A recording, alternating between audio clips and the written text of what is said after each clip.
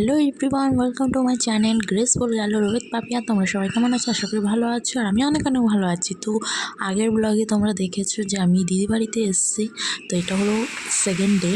তো দেখো রাস্তায় কতটা জল রয়েছে, আর এদিকে আমার বাবা গাছের লেবুগুলো দেখে আর লোভ সামলাতে না পেরে টপ টপ করে সব লেবুগুলো পেরে নিচ্ছে। আসলে আমারও না দেখে খুব লোভ লাগছিলো, মানে এত লেবু হয়ে রয়েছে গাছের মধ্যে। আমার লেবু খেতে খুব ভালোও লাগে। তো যাই হোক, দেখো কতগুলো লেবু পেরে নিয়েছে।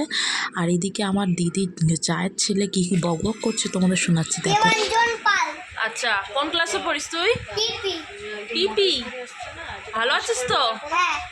কোথায় এসছিস এখন? দাদা সোনার ঘরে। এই যে দাদা সোনা।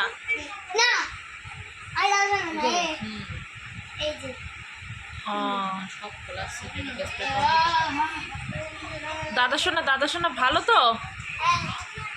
কি করছিস তোরা? নমস্কার। ওরম নড়াচড়া করলে কি করে হবে? বসে বলতে হয়।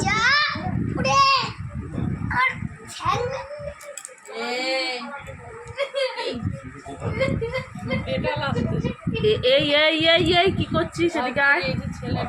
জনগণ মন অধিনায়ক জয় হে ভারত। তো রথযাত্রা উপলক্ষে বাচ্চাদের জন্য কিছু বাল্যভোগের আয়োজন করা হয়েছে। তো চলো। তো বাচ্চাগুলো এত পাকা, ওরা আমাকে কথা বলতেই দিচ্ছে না, কিন্তু সব কটা বাচ্চাই খুব ভালো।